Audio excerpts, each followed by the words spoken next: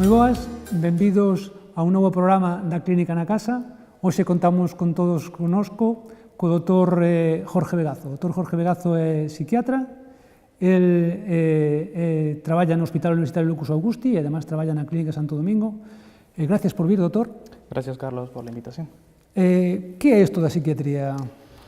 Bueno, la psiquiatría primero es una rama de la medicina que se encarga del estudio, de la prevención, del diagnóstico y del tratamiento y también de la rehabilitación de los trastornos psiquiátricos o enfermedades mentales. Pero, ¿qué es eso de la enfermedad mental? Es algo muy complejo, intentaremos un poco resumirlo, como una condición o unas condiciones en las que se ven alteradas las capacidades para ejercer un libre pensamiento, de repente el manejo de las emociones, el manejo de la conducta. Todo esto conlleva un gran sufrimiento a la persona, no solo a la persona, sino a los que están alrededor de ella, y pueden incluso llegar a ser un impedimento para la realización del día a día de la persona. ¿Y cuáles son las causas de los trastornos mentales? Pues hablamos de muchas causas. Se dice que la etiología, o mejor dicho, los agentes que dan lugar a las enfermedades mentales pueden ser multifactoriales, tanto factores personales como la habilidad o no para la gestión emocional, la gestión de las situaciones vitales estresantes, los factores ambientales, en este caso puede ser, por ejemplo, la cultura, la economía, y también hablamos de los factores hereditarios en algunos casos.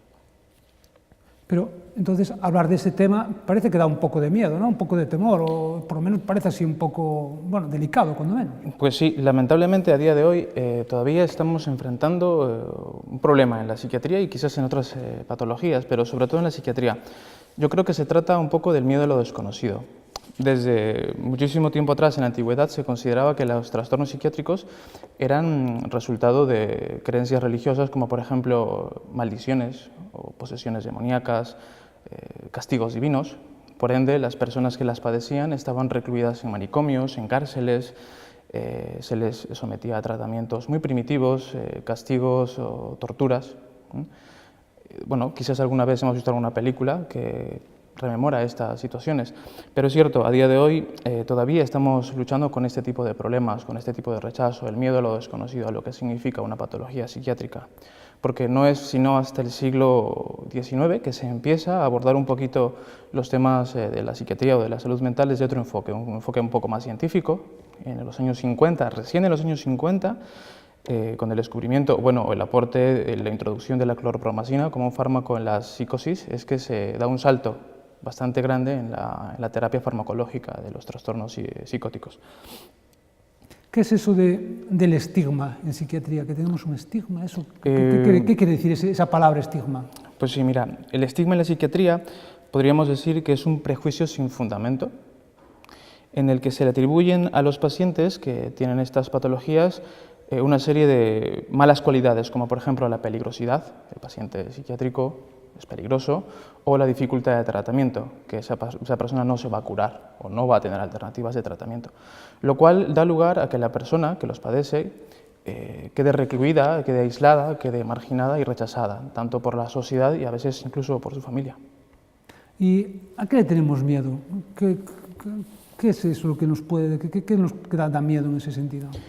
Pues, a ver, te pongo un ejemplo, una anécdota. Yo recuerdo que una vez una mujer me va a la consulta y me dice, doctor, bueno, desde hace unas semanas en mi pueblo la gente no se me acerca, no me da la mano, me rechazan, me aíslan. ¿Y por qué? Porque le habían hecho el diagnóstico de lupus eritematoso. Y la mujer con naturalidad comenta el diagnóstico con los vecinos del pueblo y todos no saben que es un lupus eritematoso y empiezan a pensar que es una enfermedad contagiosa, que les va a dar algo, que se van a poner mal. Entonces la rechazan, la aíslan, la discriminan, lo cual genera en ella gran sufrimiento. Ella acude a la consulta, de hecho, con un cuadro depresivo moderado grave, como consecuencia de este aislamiento. ¿Por qué? Por un desconocimiento de una enfermedad, como tú sabrás mejor que nosotros, bastante tratable, que no es contagiosa. Y eso mismo sucede en la psiquiatría con los trastornos. Si a veces ya de repente la patología reumatológica, endocrinológica es más o menos entendible dentro de lo que cabe, lo que no se ve en las emociones suele ser muy atemorizante. ¿Cuándo deberíamos visitar a un psiquiatra? Bueno, pues yo creo que como hemos dicho, tenemos que tener en cuenta el nivel de sufrimiento de la persona. Una persona que sufre tanto a nivel emocional, a veces puede ser a nivel social, con repercusión incluso a nivel física, y que llega a tener una dificultad o un impedimento para realizar sus funciones, ya sea en su trabajo, en su desempeño cotidiano, como padres, como madres, yo creo que es un momento para consultar con un especialista. Es importante saber que no solamente se trata de la depresión, son muchas enfermedades las que tienen digamos, el problema de limitar la vida. Entonces es importante saber cuándo, y es por eso conocer lo que a veces pasamos por alto, ¿no? Cuando sabemos que de repente un cuadro ansioso, de repente uno dice, pues estoy con los nervios, ¿no? Y estoy con los nervios una semana, 2 semanas, 3 semanas, lidiando con eso, luego eso da lugar a más sintomatología y no vamos al médico o nos automedicamos. Entonces empezamos a añadir problemas a la persona. Y estos cuadros son frecuentes, ¿no? ¿Son muy frecuentes o excepcionales o quizás más frecuentes de lo que realmente vamos al psiquiatra, por ese temor o por ese...? Lo que pasa es que el diagnóstico psiquiátrico, creo, es muy complejo y como te digo, a veces tenemos síntomas que nos dan lugar a confusión, que puede ser insomnio, puede ser problemas del apetito, problemas de conducta que no se catalogan como problemas psiquiátricos. Yo creo que hay que saber que estamos en un momento social y cultural en el que hay una ansia por saber, una ansia por ponerle nombre a todo, por etiquetar todo. Si hemos dicho que la angustia, o por mejor dicho, si hemos dicho que el desconocimiento, el no saber, angustia, el saber o el supuesto el saber, entre comillas, creo que libera y tranquiliza. Entonces corremos un riesgo en la psiquiatría o en la salud mental, que le pongamos nombre a todo. Que le pongamos nombre de enfermedad a todo, que le pongamos nombre de patología a todo y queramos tratar todo, incluso las situaciones cotidianas. Por ejemplo, hablábamos de la ansiedad que tienes cuando tienes un examen o la ansiedad que tienes cuando te vas a mudar, cuando tienes que empezar un trabajo nuevo. Es una ansiedad útil porque nos prepara para una situación de estrés que con una ansiedad tolerable podemos enfrentarnos a esa situación. O la tristeza, por ejemplo, cuando tenemos el fallecimiento de un ser querido.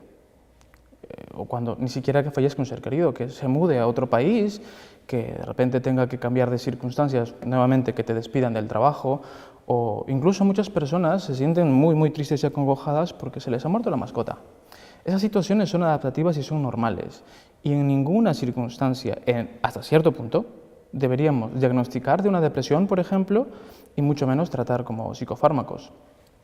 Los trastornos psiquiátricos son frecuentes y son muchas veces los estamos dejando de lado. ¿Por qué? Porque por un lado queremos eso, a veces pasar por alto situaciones que nos van a llevar a consultar con el psiquiatra y decimos, bueno, mejor lo asumo yo, bueno, ya pasará, me automedico, está de moda esto de le fue bien a Paquito, le fue bien a Francisco, pues yo tomo lo mismo. 2 datos. La Asociación Mundial de Psiquiatría el año pasado dijo que aproximadamente el 27% de la población mundial padece de un trastorno psiquiátrico. Y además, el año pasado también la Organización Mundial de la Salud dijo que a nivel mundial el año pasado se registraron cerca de 1 millón de suicidios. Estamos hablando de cifras bastante altas de patología psiquiátrica que no podemos desestimar. Sin embargo, a día de hoy estamos, creo, yéndonos por los lados y no estamos abordando el problema real. ¿Cuál sería, de todas formas, la patología más frecuente que ven los psiquiatras en la consulta o la patología que consulta más frecuentemente? Pues mira, a nivel mundial y a nivel europeo, bueno, y hablando localmente a nivel español, la patología más prevalente es la depresión, los trastornos depresivos. Luego tenemos la distimia, luego están los trastornos por ansiedad, llámesele ansiedad o fobia social, la fobia específica, la agorafobia. Luego tenemos los trastornos por consumo de sustancias, donde vemos que la prevalencia es mucho más alta, la incidencia es mucho más alta en mujeres que en hombres, menos en el trastorno por consumo de sustancias, sobre todo en el alcohol, que se inclina un poquito más a favor de los varones. ¿Y qué síntomas o cómo se diagnostica una depresión o qué pasa en la depresión? ¿Hay que hacer placas o no hace falta? A ver, la depresión, como te digo, en este momento está en la cumbre, en la cima de la prevalencia de los trastornos psiquiátricos. y gran parte de la sintomatología se está pasando desapercibida desde atención primaria. El diagnóstico de un trastorno psiquiátrico, como hablábamos, es bastante complejo porque no se hace primero en una sola entrevista. Puede que necesitemos mucha información, que necesitemos varias visitas y, bueno, sí es cierto que hay que tratar los síntomas más importantes, por ejemplo, el insomnio o una ansiedad muy importante, pero luego un diagnóstico definitivo, una afiliación de la etiología, consta de varias partes, ¿no? Y sobre todo de la evolución, de cómo vaya la persona. En el caso de la depresión, pues hablábamos de que es un cuadro muy frecuente a día de hoy. Casi 121 millones de personas en el mundo la padecen. 1 de cada 5 vamos a tener depresión. Es algo alarmante, creo yo. La prevalencia en España también es alta. Hablamos de un 10,6% a día de hoy. Y solamente, bueno, la OMS decía que aproximadamente un 25% únicamente de estas personas van a tener acceso a un tratamiento eficaz, un tratamiento especializado. Entonces, bueno, ¿qué hacemos a la hora de pensar en la depresión? Estar alertas, conocer, enterarnos de qué va la depresión. Más allá de pruebas diagnósticas, que sí, el primer paso yo creo que es pruebas diagnósticas para descartar cualquier problema orgánico, médico, que pueda dar lugar a una sintomatología depresiva. Hemos visto con algunos compañeros ya aquí que han dicho que la patología, por ejemplo, tiroidea, da lugar a problemas tanto de ansiedad como depresión. Entonces, el tratamiento, o mejor dicho, el abordaje de cualquier patología psiquiátrica ha de ser multidisciplinar. Quiere decir, empezamos desde el médico de cabecera, intentando hacer un screening de patología orgánica que pueda dar lugar a sintomatología depresiva, en este caso. Luego, una vez que se hace este screening, pues el médico de cabecera derivará al psiquiatra o al psicólogo. Y en salud mental hacemos un trabajo también de equipo donde tanto psicólogo como psiquiatra nos encargamos de ofrecer alternativas de tratamiento, ya sea psicoterapéutico o psicofarmacológico. Y en el caso incluso de que sea un proceso depresivo mayor, grave, con otra patología o algo más añadido, pues incluso hablamos de que en un ingreso se puede contar con el apoyo de terapeutas ocupacionales o de trabajadores sociales. Es decir, que el equipo que trabaja al servicio de estas personas es un equipo bastante amplio y es así como tenemos que enfrentarnos a ellos. Entonces, con ese equipo multidisciplinar de tratamiento de la depresión, pero esas medicinas de la depresión siempre son malas, ¿no? Dan sueño, tienen muchos efectos secundarios. Bueno, a ver, el tratamiento de la depresión, primero, multidisciplinar. Luego, desde el enfoque farmacológico tenemos varias estrategias. Podemos hablar de los antidepresivos, sin ánimo de ahondar ahora mucho porque igual no nos da el tiempo. Hay muchas clases de antidepresivos y cada una pues, aporta un efecto tal vez diferente, con la idea de contener, con la idea de mitigar y disminuir el sufrimiento de esa persona en un determinado momento. Hay que tener presente que el tratamiento farmacológico no está abocado a curar. El tratamiento farmacológico ayuda. Entonces, sí, es cierto que todas las pastillas, te sorprendería la cantidad de personas que toman alegremente, bueno, seguramente lo sabes, ¿no? El paracetamol, y dicen, bueno, el paracetamol, 1, 2, 3, y sabemos que el paracetamol también tiene efectos adversos. Cualquier medicación tiene efectos adversos y es importante tener en cuenta, ¿no? A la hora de pautarlos, el costo-beneficio del tratar y los efectos adversos. Algunos antidepresivos, por ejemplo, te pueden provocar somnolencia, te pueden provocar paradójicamente más ansiedad los primeros días, la primera semana. Algunos pueden dar dolores de estómago, pueden dar dolores de cabeza, algunos incluso afectan la esfera sexual a la persona. Entonces, de esta manera, si tú estás en contacto con tu médico, lo que se trata de hacer es que se valore el coste y beneficio. Si es que los efectos adversos son demasiado molestos e incapacitantes o de repente la persona no puede tolerarlos, se habla de pues, un cambio de antidepresivo a otra familia para evitar esos efectos adversos y buscar una alternativa individualizada a esa persona para que pueda tolerar mejor el tratamiento. Luego después hay una cosa que todo el mundo nos pregunta o que todo el mundo causa un poco de inquietudes. ¿Se puede conducir con esas medicinas? Pues, nuevamente, sí, yo creo que se puede conducir, pero es cierto que dentro de los efectos adversos está la somnolencia en algunas personas y como cada persona va a responder de manera diferente al fármaco, no solamente el metabolismo de cada uno, sino también la dosificación que empleemos con esa persona. Es por eso que se recomienda valorar cada caso de manera individual En principio sí se podría conducir con antidepresivos, no hay ningún problema, pero luego el médico o el psiquiatra correspondiente tiene que valorar, ¿no?, el riesgo para esa persona en concreto. Y luego después, esto de que estas medicinas, uno se acostumbra a ellas, que son adictivas, que no las podemos dejar, ¿esto qué hay de verdad en eso? A ver, los antidepresivos no causan la adicción que causa el alcohol, que causa la cocaína, que causa las benzodiazepinas, los ansiolíticos, que nuevamente también se toman de manera un poco indiscriminada, no causan esa adicción. Lo que sí pueden provocar son síntomas de abstinencia con la suspensión brusca de la medicación. Por ejemplo, dolores de estómago, sueños o pesadillas, ansiedad, malestar estomacal, por lo que se recomienda que la suspensión de cualquier antidepresivo sea paulatina y supervisada por un médico. Y, o sea, bajarlas progresivamente, despacito, Sí. y aparte de eso, ¿cuánto tiempo tenemos que tomarla? ¿Un año? ¿Unos meses? Es una buena pregunta. La medicación, como te decía, no está abocada a tratar la causa de la depresión. Puede ser que una causa ambiental, un estrés ambiental, haya generado un cuadro depresivo. La medicación va a estar destinada a ayudar que la persona pueda, en el menor tiempo posible, recobrar sus actividades vitales, familiares, de padre, de esposo o de esposa. Se dice que lo recomendable es que la persona, luego de haber recobrado su estado anímico basal, tomemos la medicación sobre 6 meses más aproximadamente, pero hay que nuevamente valorar, ¿no?, según cada caso. Claro, porque yo la tomaría 6 meses más, pero ¿y si me vuelve? Es por eso que, como te decía, ¿no?, el diagnóstico, la afiliación, el tratamiento es algo que va yendo a pasos, es evolutivo y tenemos que estar en contacto con nuestro médico. ¿Por qué? Porque si hay una recaída, que siempre es un riesgo, lo que va a pasar es que vamos a tener que prolongar el tratamiento y de repente añadir o hacer un cambio en la terapia. Y en ese caso ya no hablamos de meses, sino en algunos casos incluso de años de tratamiento. Y aparte de las medicaciones, de las medicinas, ¿hay algún otro tratamiento que podamos recurrir para esto de la depresión?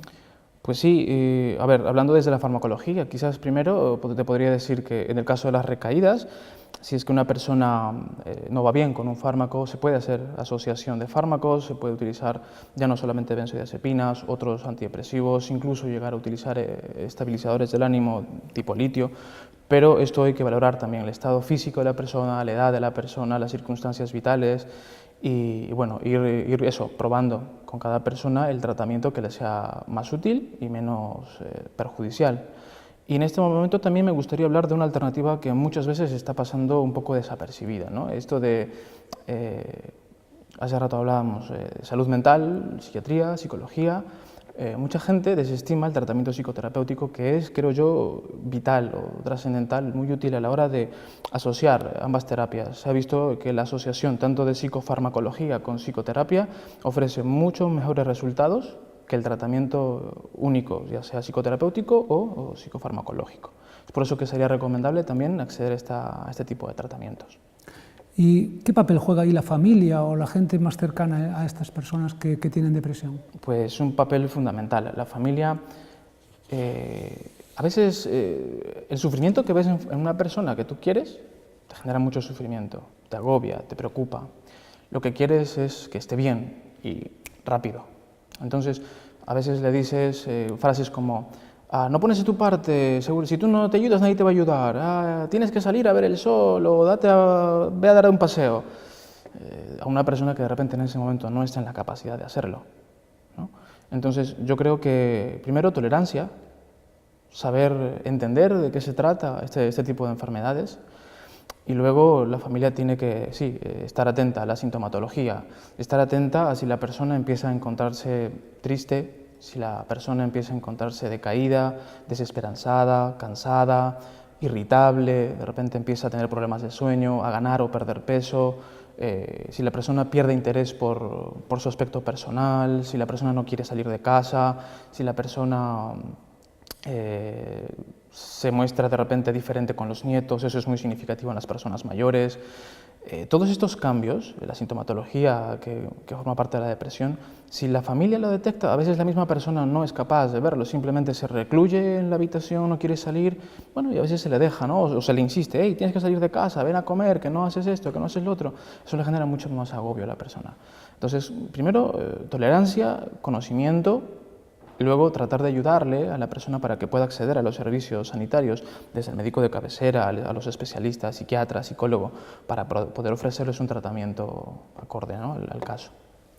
Y si tuviéramos que elaborar una conclusión final, ¿cuál sería un poco así su conclusión para esta entrevista de hoy? Bueno, yo creo que es importante, primero, desmitificar lo que significa la psiquiatría, porque tanto el paciente psiquiátrico como el psiquiatra estamos estigmatizados, ¿no? Seguramente has escuchado por ahí esto de voy al psicólogo porque es más fácil, el psiquiatra, uy, es para locos, ¿no? El psicólogo, bueno, todavía te habla, no te pone pastillas. Primero es mentira, el psicólogo como el psiquiatra tratamos, no solamente estamos para dar consejos, no solamente estamos para poner etiquetas, ¿no?, lo que hablábamos.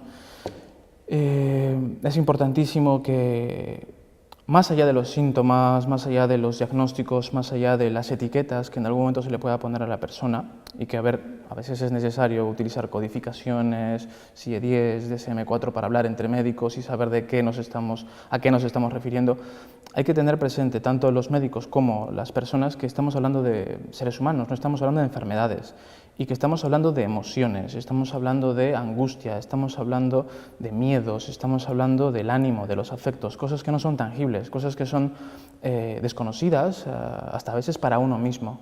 Entonces, en la subjetividad, en la individualidad de cada persona, tenemos que también tener el mismo compromiso con cada una de estas personas, tanto desde la familia como desde los profesionales de la salud.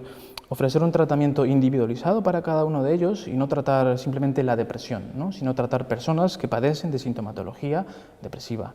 Y eso, intentar que cada vez nos acerquemos más a la comunidad y la comunidad tenga menos miedo, no solo de acercarse, sino de favorecer que estemos presentes en ella. Muchas gracias, doctor Jorge Vegazo. Creo que quedou moi claro. Gracias por vir. Gracias, Carlos. E a todos vostedes, darlles gracias unha vez máis. Volvémonos a ver para a semana que ven. E agora quédanse con Laura, a nosa nutricionista, para darnos uns consellos sobre dieta saudable.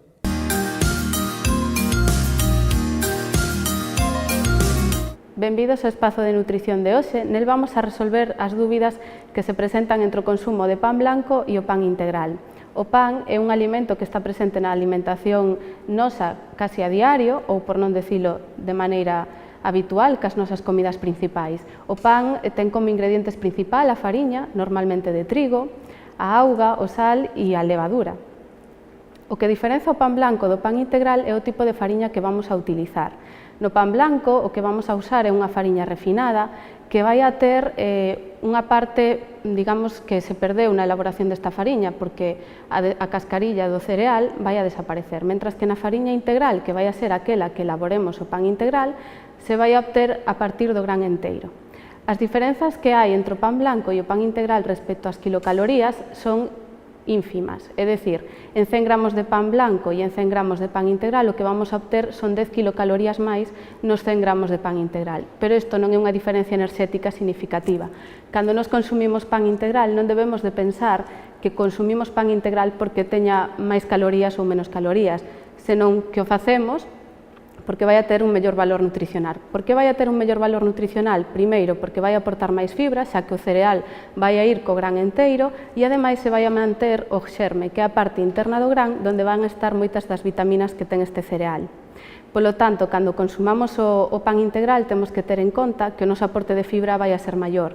8,5 gramos podemos atopar en 100 gramos de pan integral de fibra e 3,5 podemos atopar no pan blanco. Polo tanto, o pan integral, pese a que é un pelín máis calórico, recordade que simplemente esas 10 kilocalorías que non son significativas no balance enerxético do día, nos van a permitir aportar á dieta moita máis fibra e moitos máis minerais. Ben, a hora de elexir un pan integral, temos que ter claro que ese pan integral proveña dun cereal de gran enteiro. Por que? Porque moitas veces podemos encontrar no supermercado ou nas panaderías pan blanco mezclado con salvado, tamén denominado pan integral. O que nos interesa é que o gran seña enteiro para manter ese xerme con esas vitaminas e a parte da cascarilla para aportar esa fibra á dieta. Agora que estamos a falar do pan, me gustaría resolver un dos mitos que hai acerca de él, a típica pregunta de si engorda máis a corteza ou a miga. Sí que é certo que hai unha pequena diferencia, xa que a corteza e a miga van a ter a mesma masa, pero é certo que a corteza, debido a que está na parte máis externa, vai a estar máis tostada, a deshidratación é maior. Isto vai a facer que en peso total haxa un menor aporte de auga e, polo tanto, en 100 gramos de corteza vai haber un pouquichiño máis de calorías que en 100 gramos de miga. Pero as diferencias son moi pouco significativas e non serve de nada deixar a corteza ou a miga para tratar de disminuir de peso. Polo tanto, espero que o espazo de hoxe fora do vosso agrado e nos vemos no seguinte programa.